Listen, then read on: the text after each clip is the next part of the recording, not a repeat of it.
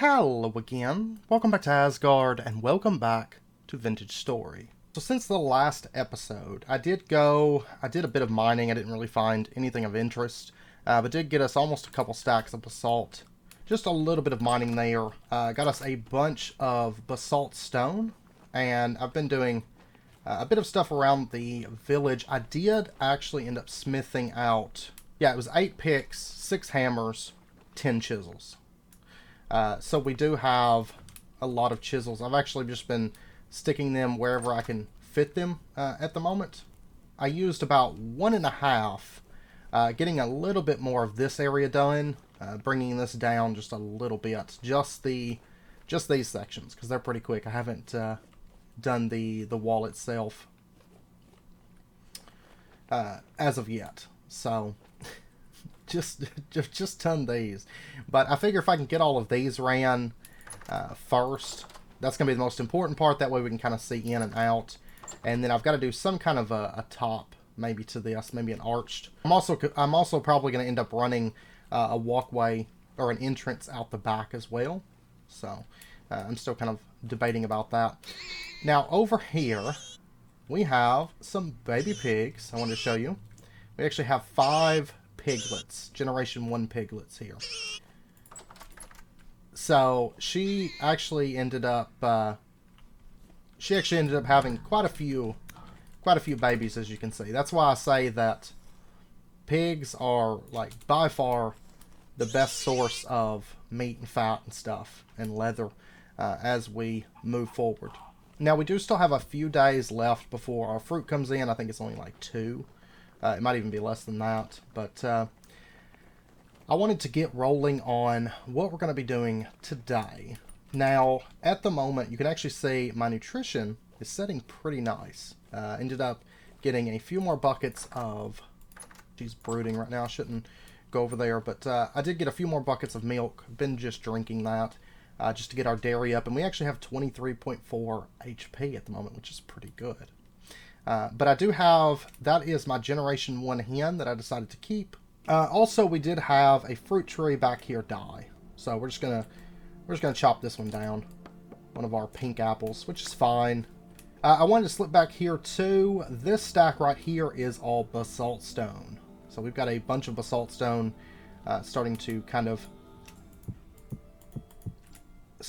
come together. I'm gonna go ahead the way around. I'm going to go ahead and get a stack of stone paths, and I've got a couple stacks of slabs. I'd actually made these a bit back, but I think we're going to be using those today. Now, originally I was wanting to get to the windmill, and we might still do the windmill. However, with the time of year, and also with when it comes to placing out the windmill, I do really want to get the tree farm started, because that's going to give me a better idea of how much space I have in a lot of different places.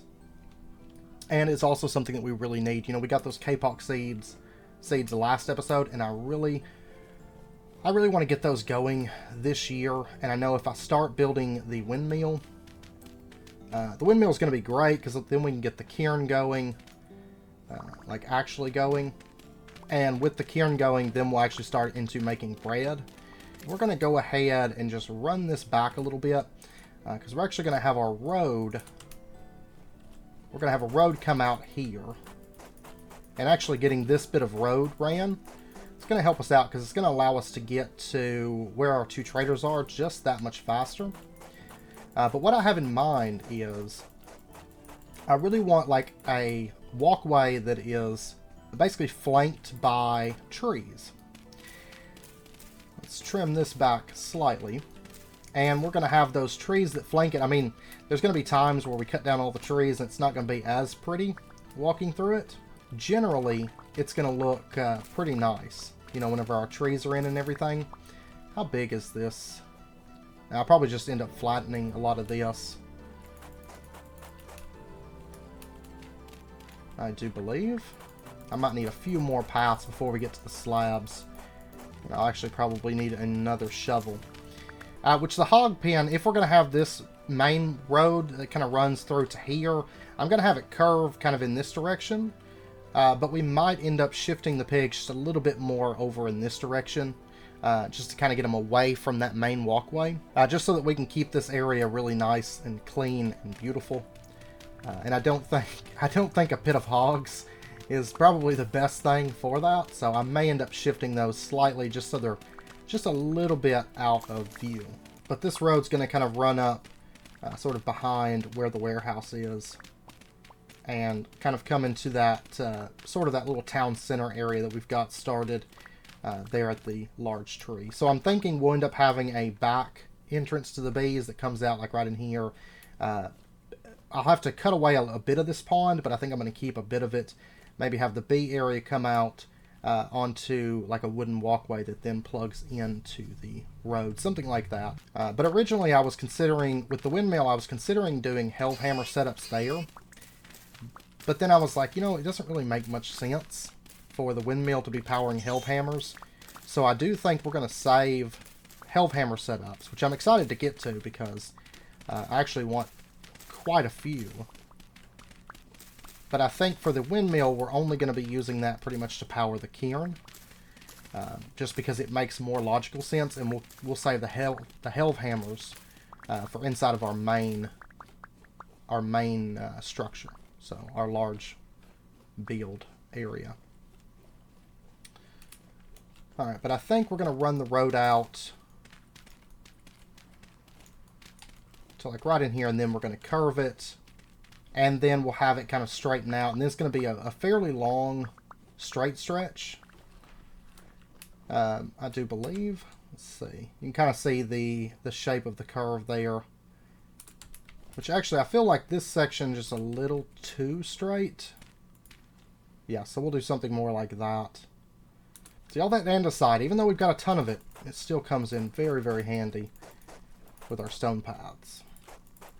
But yeah, I think what we're going to do is we're going to keep like stone paths out here and just do some nice looking borders kind of around the town, and then when it comes to running our roads and stuff, which this is actually kind of the start of our first like leaving the hamlet type road.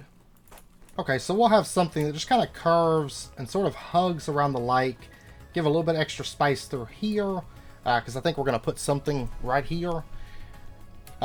Sitting next to the lake, or the, not really lake, like a little, I don't know, like a little pond area here. But then we're going to have it kind of just straighten out, and we're going to have this nice, long straightaway that just cuts right down through here. And at this point, what we're going to do, and I might trim this back just slightly to the stairs there. And then we're going to come through right here and do slabs. And that way we can make the trees that flank this road be almost raised. Now, we will shape this up because I don't want the grass just hugging right on the road like this. And the road design's a little bit more irregular because it actually makes a bit more sense in this to kind of have a little bit more rough roads, but we still want them to look nice, you know. Okay, so now how is this hilly section? It's going to be almost impossible to use this unless I bring out a lot of dirt on the sides, because it's only a hill right to here, which isn't really going to work for us. But I will admit I like it, so I may just bring the dirt out and make it a little bit more hilly on this side, because I do want some elevation changes, I think, and probably bring it to, say, right here, and then kind of have it drop down. We'll probably keep some of this nice elevation here and have our tree farm work with that a little bit. So it would kind of step up right here. We'll have to smooth all of this out a little bit to make it work for us. That's a far drop. And then right here, it's going to step back down. This won't stay chert sand, but I don't think I have any ore deposits over here. Not really. We're going to be coming up on some lead that I may have to remove today, but we've ran it a good way. So now we can actually start planting some trees. Now I am planning on cutting back. It all really comes down to which trees we're going to run first. Okay, so I got this peeled back. Now what we're going to do, we're going to figure out which trees we want. For this, I do suggest you look at the wiki look at the distance between seeds, because different trees have different types of foliage, you know, different kind of branch coverage and stuff. And with how we're going to be setting this up, it's very important that we do take note of that. So if I'm running any kind of tree farm that's going to be for looks, I try to take into account the amount of spacing that I need and try to get a tree on each side that's going to match that. So for example, I wouldn't pair kapok, which needs 4 to 5 blocks of distance between seeds. I wouldn't pair that with, say, pine, you know, because pine's a very tall tree. It doesn't tend to have a lot of like branches coming out. It's a very, very straight tree. So for kapok, it's 4 to 5 blocks of distance. We would try to find something else that's about 4 to 5 blocks of distance.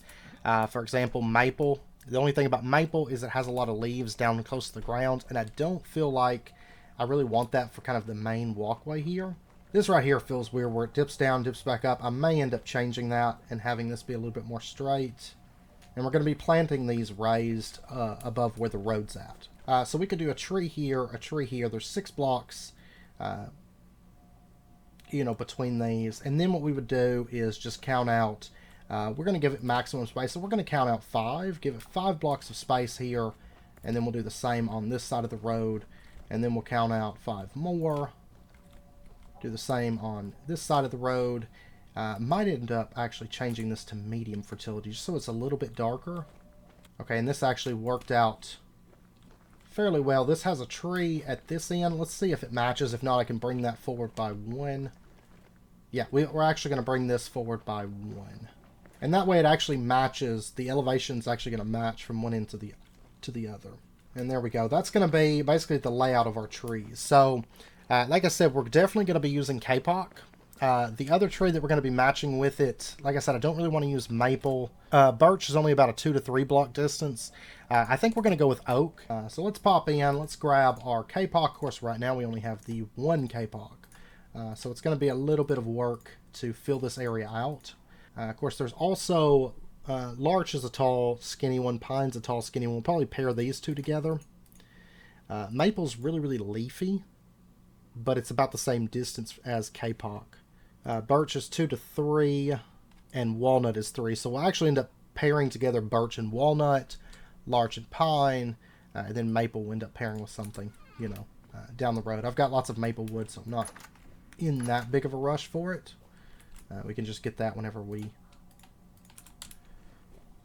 can. So, but I do suggest if you're going to be building tree farms, give yourself a huge tract of land. We're going to basically be using up all of this area down through here. I should make it a little bit wider here. We're going to be using this big area here. But then at this point, all we got to do is just start planting. So, oh, well, actually, let me go get medium fertility. I think I'm gonna switch to that. So what we're going to do, let's go ahead and just swap these to the kapok, or to the medium fertility, and we're going to plant our kapok in here. Of course, I'd end up with it lopsided. It's okay. Not a big deal. Our seeds might look a little funny when they're planted like that, but that's okay. Alright, so we're going to go down the row. I do have enough oak saplings at the moment to go ahead and get our oak ran. Kapok's going to be the one that we're going to be waiting on. Okay, so now we got our medium fertility ran. Now we are going to be running out medium fertility down through here as well. And I'm thinking we're going to plant flowers. I'm not going to bring them all the way up to the block. And that's just so that we can remember our spacing easily as we're working on this. But the medium fertility will run all the way. And yeah, I tell you what, I think we're going to get rid of this dip down section. It's really, really awkward. The way it dips down and goes right back up because the elevation. And we're just going to bring the elevation, when we start terraforming this, we're just going to bring this elevated section just a little bit closer. So we'll run it more like this. And so then we go straight into this section here. Now let's make sure that everything lines up nicely and go on. We may go ahead and bring 3, 4, 5, and maybe bring one more oak. Well, we'll wait till we chisel and decide if we want to do that. Okay, so right here, we've got it 1 block back. Steps down. Yeah, I'll tell you what we're going to do. We're actually going to bring this one more block out and do it like that. And that way we've got these three right in the middle, which I'll need to replicate that on the other side too. So our step down will now be 2 blocks out instead of just 1. And then we just have to continue running this, and we're going to go to probably about right in here, and then have this road split off. And we'll probably have some connections, but we're going to be running the tree farm down a long distance. It's going to be just a really long, sort of inviting straightaway up through here. And we do have an elevation change right here. I think I'm going to trim it down, bring it out further before we end up stepping up again. So it's not that really short area, but we will have it step back up probably.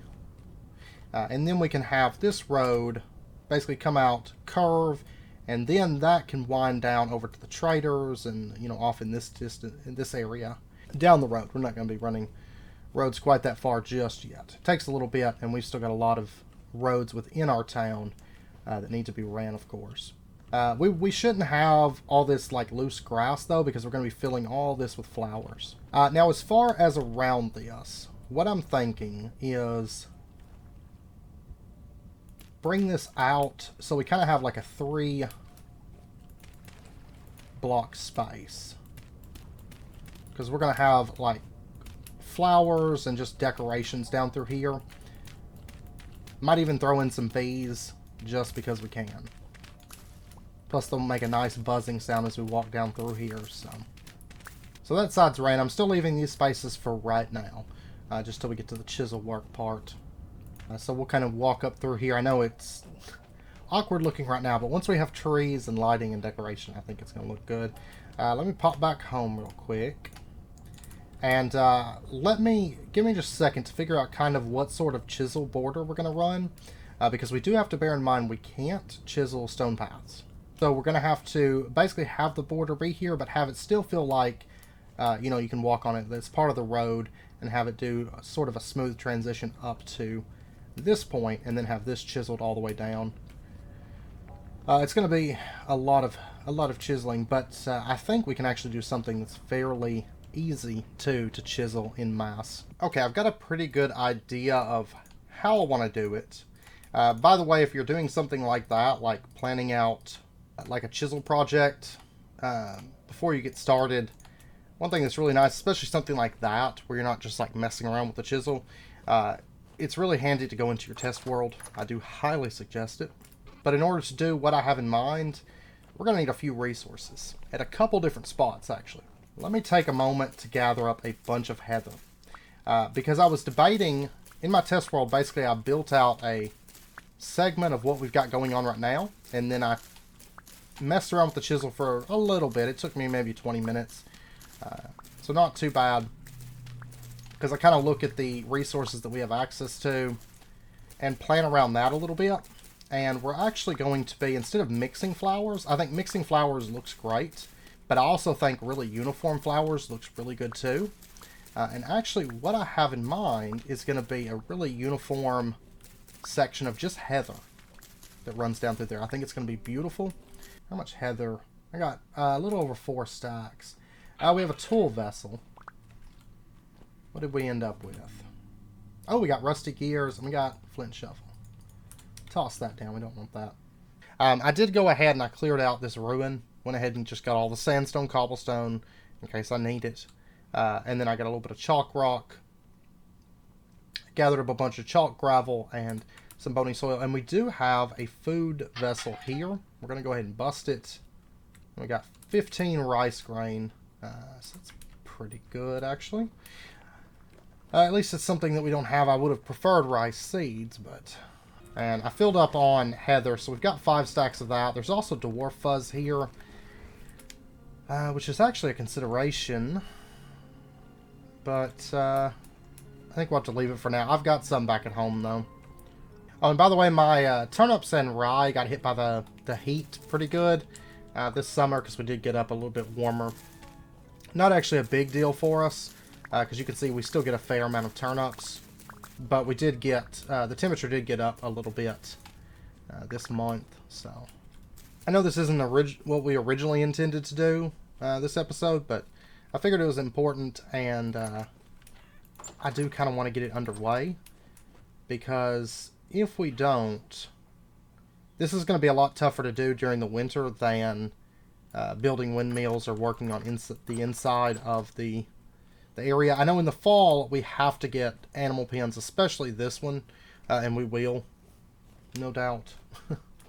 I've been meaning to get over to it, but I have a pretty nice long joint. Let's actually go towards this first, because if I recall, that's got andesite gravel, and one of the other materials that we're actually going to want for doing our roadway is going to be peridot.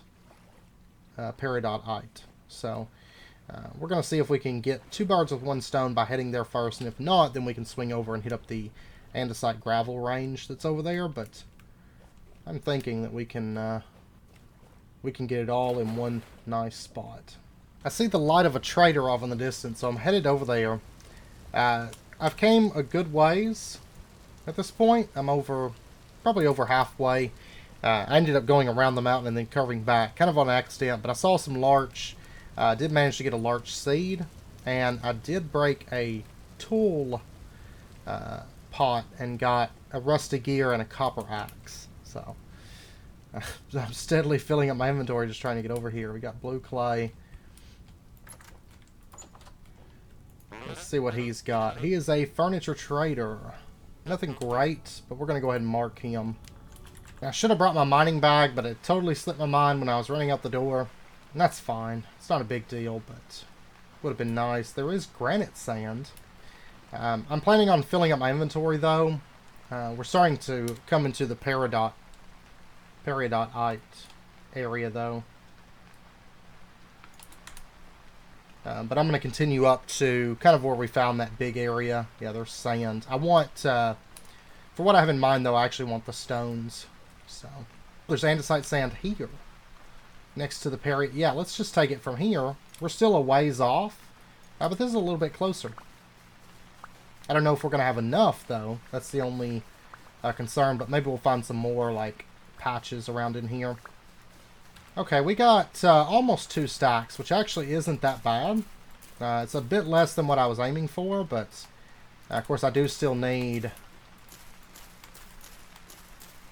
I'll have to fill up on peridot too, so I may not end up having enough inventory space for everything I'd like to have. Honestly, it might have been worth me just bringing out clay so that I could have just turned the stones that we get into cobblestone right then and there. So I might look around here for some blue clay so I can do that. And I'll grab a little bit of smooth rock while we're at it. Just what's convenient to get, you know? Okay, I got enough for 2 stacks of cobblestone. I'm going to see if I can find some blue clay nearby, though. 38 smooth peridotite. Which is good, because one day we might be like, we want to make, you know, something out of smooth peridotite, and then we've just got some. I tend to like, you know, at least trying to get some smooth stone as I'm quarrying anything. Aha. Usually you don't have to go far for clay. And since it is a little bit of a jaunt right now, we're going to go ahead try to get 4 stacks. That way we've got enough to do a little bit with. Alright, so I'm going to go ahead and do a bit of mining. Try to get our last couple stacks of peridot cobble. I might get a few more stones just to take back with us, but we're not going to be making slabs or anything like that with it, so at least at the moment. Okay, we got enough now. I might go ahead and use this 5 clay real quick, though, too. So we got... I'm just going to leave this behind. But we got a bit of peridot cobblestone and 4 stacks of andesite sand, which I think will leave us sitting pretty good once we get back home. So I'm going to head back that way, and then we'll get on to some chiseling. Alright, fantastic news. I was on my way back. I've been gathering dwarf fuzz and catmint along the way, and we have terra preta. Let's go ahead and take what we can of this. Well, we're going to take all of it, one way or the other. But, see how much we got here. This may not be a great deposit of it. I got 15. Yeah, that just goes into stone. Yep.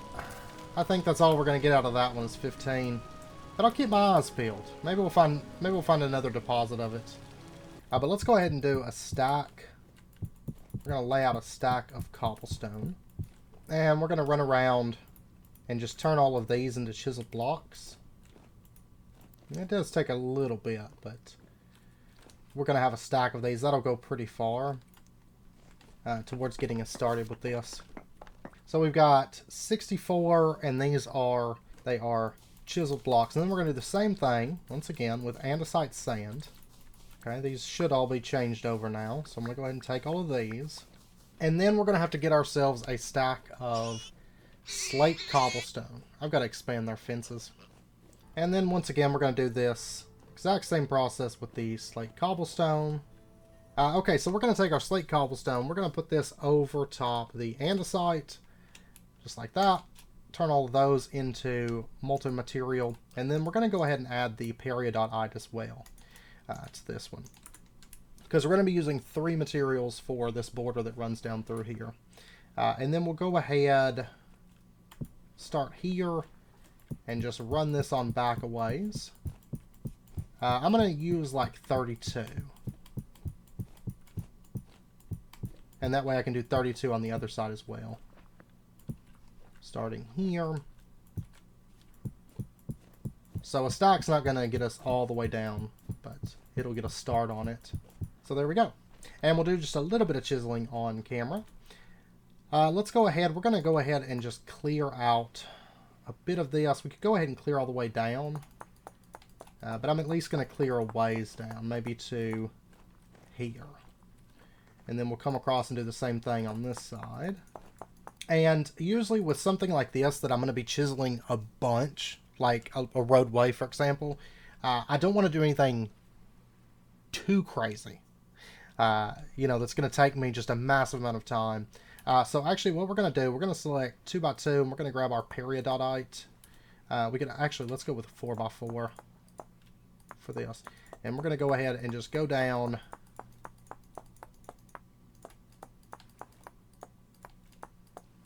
through this, and then we're going to place the periodite cobblestone just right down through here. And I've chose periodite because A, I knew we had it close by, and B, it's one of the closest looking blocks to the stone path, so you can kind of have a little bit more of sort of a transition over to another block, in my opinion, with the periodite. So it's not exactly the same, there's not as much brown in this, but it kind of has that mossy look and a lot of the same kind of color palette. So we've got kind of a border that runs down through there, and then we're going to go ahead, we're going to cleave off a bit more where we still got the 4x4 selected. Just like that. We're going to chop this back a little bit more too, but at this point we're going to select our andesite sand, and then at this point we're going to go ahead and cut back all of this too. Still keeping the 4x4 selected. Alright, now let's make sure we've got andesite sand selected, and we're going to go ahead, go through here and just add that andesite sand. I just realized something. I made a major derp, but I got andesite sand and not andesite gravel. Great. Oh, man. Okay. Let's go ahead and we'll chisel the slate cobblestone. Then I've got to go on a trip, one way or the other. I might go on a trip, because I started placing this out and I was like, wait, no, that's not right. That's not what I actually wanted. But now we have to go down through here and chisel a 2x2 of all this slate cobblestone off. Which actually, I don't think I'm going to go that far, because this is going to come up. Let's actually keep...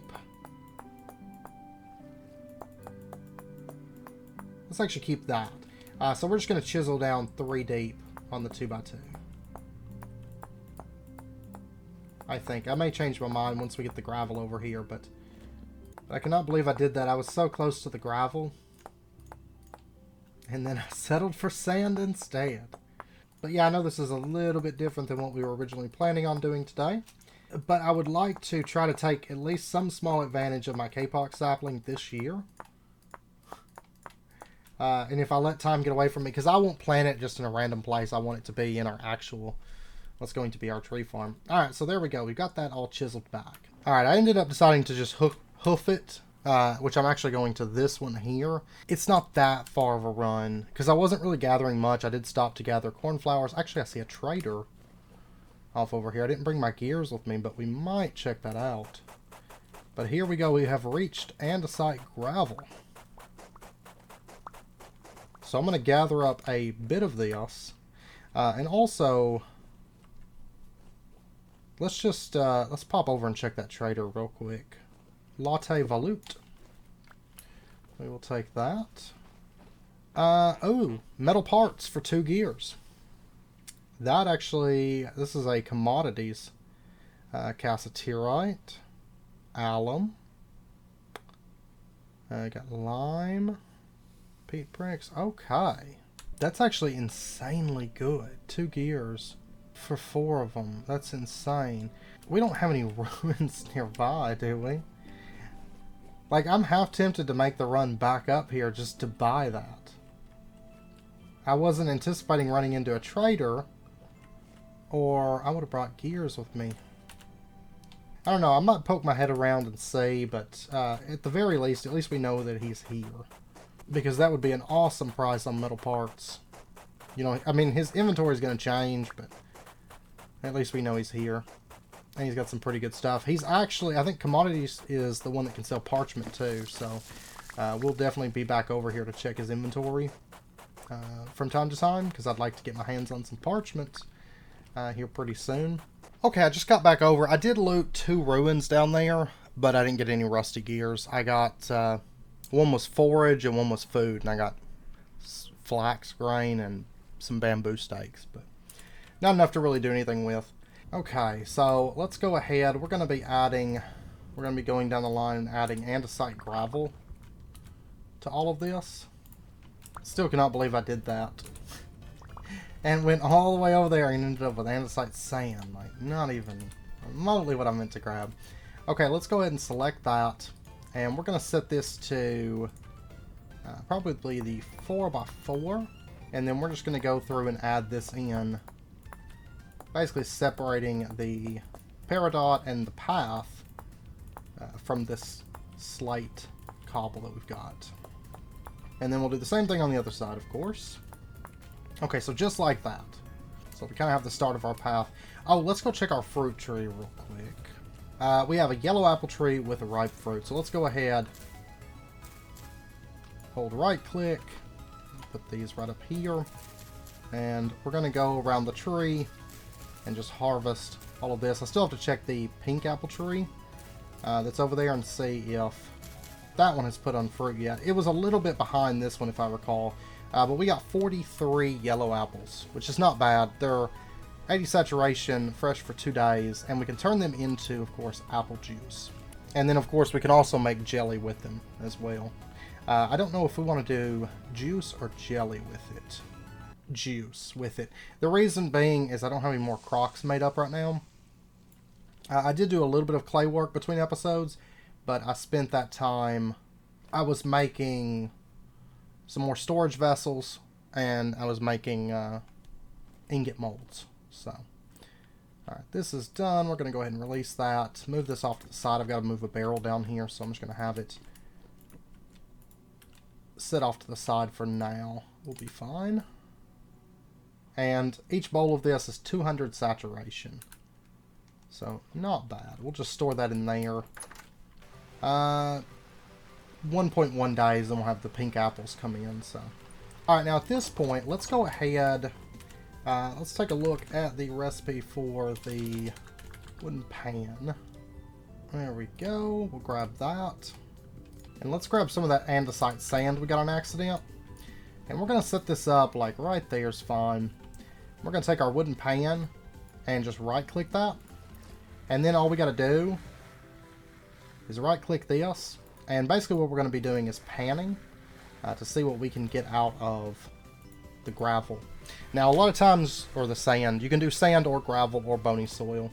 A lot of times you're going to get nothing. A lot of times you're going to get stones. But there's about a 1 in, I think it's 1 in 80 chance that we can get zinc. And actually at this point I'm going to want a lot of zinc, ideally. We did get some clear quartz that time. Now bony soil, if I recall, it cannot give zinc, but there is some really nice things that we can get out of it. For example, rusty gears is one. We actually just got a flint arrowhead. And it's just important that you have your block.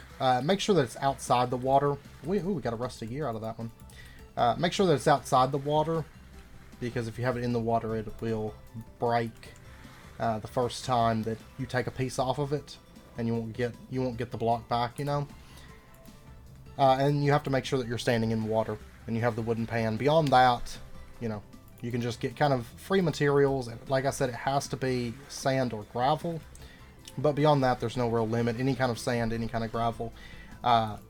Also, the chances aren't really high, but you can get copper, you can get zinc, and I want to say you can get cassiterite, and you know, there's a few different metals that you can get out of it. But once again, the chances are not, they're not superb. So, and I don't know that I'll have the patience to do this. Oh, we got some copper, but you can see just one nugget, and really it's great for early on, and you can do it with your bony soil, and that's fine. Okay, we got a piece of sphalerite. That's good. I just need a bunch more sphalerite. It is a good option, though, if you're trying to push on to like the Bronze Age, to bypass it to go for iron or something like that. It's great for that, you know. But what I'm wanting to do right now is make a bunch of plates, and I really don't think... I was wanting to make brass plates, so I really don't think that that panning is going to be a realistic method for that, but we can start panning down all of our bony soil. Maybe get some decent stuff out of it. You can also get music discs, but the chance is crazy low.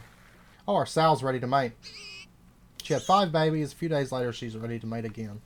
As you can see, pigs are going to be amazing for our protein. Okay, well, I've got 22 sphalerite. Okay, well, if we do that, that's going to give us 300 units of brass. That should be good. We can at least get 1 for now, till I find more zinc. And that way I can show you the other thing I would like to do for the path. Let's go ahead and move this bismuth bronze. This is going to be for another mining bag, because we'll have enough here to get us up to 2 mining bags. But I'm really hurting for zinc. I wish I could find like a really good size zinc deposit at some point. Okay, so let's go ahead and pour this. We're going to have to let this cool for just a moment. I'll tell you what, just to get those to cool faster, I'm just going to sleep. Normally I don't sleep through the night, of course, but in this case I'm going to, because I want those brass ingots to hurry up and cool. But I'm hoping that we'll be able to pull a bit more zinc from that basalt area. You know, we know that it's there. We know that there is zinc, and we know that there's iron, so it's a great place for us to be mining around in. I'm just hoping that we can pull some out of there, because that would be perfect if so. But yeah, unfortunately for the design that I have in mind, we're going to need a lot of brass lanterns, because I want them to be pretty uniform down through there. But I at least have the means to make 1 at the moment. Zinc's just not something that we have. Like I said, we can pan for it. I just don't think that I will. Because I feel like panning is going to be a ton of time to get any like decent amount. And I mean, I need so much zinc realistically that panning for that much zinc, it's just not, it's not feasible. Panning's fine for metal. I mean, it's great for, you know, if you're just doing like bony soil or something like that and you're after like rusty gears maybe. Still not my preferred way to go about them, but if you're just not really doing anything, you know, maybe while I'm editing footage or something like that. It's one of those like very kind of just like mind-numbing activities. So I don't know how much of it I'll actually do, but and plus most of my bony soil I'll probably just end up using for decoration maybe. but it is an option. It's good if you can't find the stuff to make. You know, we talked about using it a bit back for making bronze to move up to iron, but then we found bronze, so. We're going to go with this. Once again, we're going with the clear quartz instead of going with glass. I just like the foggy look more on most of the lanterns. But the way that we're going to be laying this out, we know that this is where a tree is going to go. Let's go ahead, let's grab these walnut planks real quick. We're going to go ahead and basically, let's do it from this side. Where these trees are spaced out, we're going to put in between those two trees, we're going to put a walnut plank in, and the same thing, you know, on the other side. Now this is something I'm not going to be able to chisel these until I have the lanterns. It's very important because certain things they won't see the base that they're sitting on once it's chiseled, but if you place them before you chisel the block, then you can basically keep the item, like in this case the lantern, you can keep it on there even though you can't technically place it on there. And we're going to be basically chiseling something that it will not see as a base after the fact. So what we're going to do, we'll put our very first lantern in, let's put it on this side, and we're going to be placing them sideways. Now I did play around with making something a bit more ornate, but to be perfectly honest, I just didn't like it. It didn't fit, and then I was just messing around, and I did walnut planks. I have to move that grass, it's going to get annoying. Go ahead and just trim all this back. But for some reason, walnut planks in probably what's one of the most simple patterns ever, to me just, it looked right. So what we're going to do, and it's not ornate whatsoever, like I said, I played around with really ornate designs, and I just didn't like them. Did not like them the same way. So we're going to trim all this back. Basically just trimming it so that it matches sort of the angle of the lantern. And then we're going to go through with our 1x1 and just chisel all the way down. No other blocks. Just walnut planks. Like that. Extremely basic design, right? Like there's nothing to it. It's literally just planks in like kind of a sideways square shape. I mean, it's the base of the brass lantern basically cut away. But for some reason, in my test world, it just looked right to me. So we're going to go with that. And then we're going to come out and basically start filling in this space. Like there. Then we're going to come out to here, and we're basically going to have a berry farm. We're going to use black currants. It's fine, really any kind of berry. Probably if I had more, I'd like white currants, but I just don't have enough. Now what we're going to do is we're going to add in the flowers at this point. But I did decide that we're going to alternate heather and dwarf fuzz for our flowers. So we're going to come through, and this way we don't have grass growing within our tree farm. We'll go ahead and run them out to there, and then we'll alternate it with the dwarf fuzz. So there we go, right down through there. And then imagine once we have the lanterns, you know, every like 5 blocks, right? Or yeah, every 5 blocks there'll be lanterns on each side of the road. So it's going to be kind of lit up at night, and then we'll have the trees flanking, you know, oak on this side and kapok on the other side as you come in, which also kind of doubles as our tree farm. And then on the back side here, we can do the same thing with the flowers and just kind of fill all this in. And then at this point, I've got to get zinc. That's going to kind of somewhat come down to luck probably while I'm mining basalt. But as we get more and more zinc, we can fill out more and more of our lanterns. And hopefully we'll get kapok saplings as we grow this out. Because I'm going to be harvesting the kapok really religiously. Because whenever I cut the leaves and stuff, I've got a chance to get hopefully 2 seeds. Hopefully I don't end up with no seeds. Nice flower fields.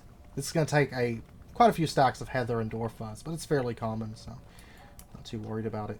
Hopefully you guys enjoyed sort of the way we went about this episode, but I figure we normally do a lot of our builds in cuts, and I figure that way you can kind of see what goes into it, and sort of how my thought process changed a few times throughout this, changing up flowers and things like that. But hopefully once this is all done, we are going to have our first nice main thoroughfare into our hamlet. So I think it's going to end up looking quite nice. It's actually really popping on the map, and then we can kind of plan around that. So and run and set up some stuff over on the sides. Now, once again, I'm not for sure if I'm going to end up having other trees, because originally I was going to have, you know, every so far down have a road that kind of cuts through and come around to the back side, and then there'll be more trees laid out.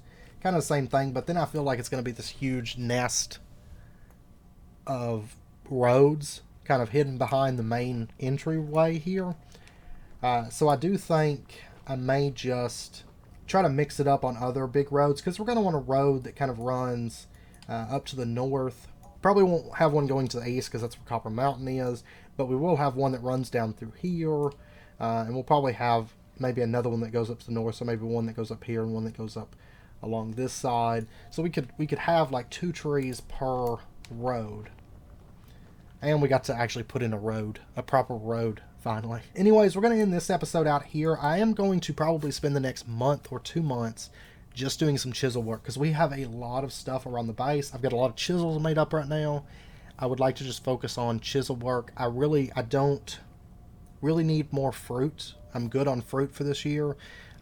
We've got plenty of jam. We got plenty of juice. I might... Once my ewes and piglets grow up, I'm going to clear out those pens a little bit and get another generation breeding. Our chickens should be on generation 2 soon. But I mean, most of the stuff that I'm going to be doing for a bit here is just going to be doing some chisel work, because I'm good on food. I'll do a little bit of farming, beekeeping. But I want to spend a bit of time just chiseling, kind of making some of the exteriors on some of the houses or some of the structures look a little bit nicer. And some chisel work around the town, because I think we're at that point where a good push on chiseling would do a lot for our area. And then next episode, when we come back, I do plan on working on probably the windmill or the chicken coop. Both of those I'd like to get up before the snow hits. Try to get those in before the snow hits, and then honestly, once the snow hits, I would like to be able to spend like 3 months just working on the inside of our main base and maybe the bridge. I was wanting to get the bridge in before the snow hits, but I just don't think it's realistic, and I don't think it's really that necessary that we get that in. So we may wait until the next year. So anyways, I hope you guys enjoyed the episode. If you did, as always, be sure and hit that like button and go ahead and subscribe if you're not already to stay updated with when new videos come out, and I hope to see you guys next time. So until then, as always, do take care, stay safe. I'll see you guys then.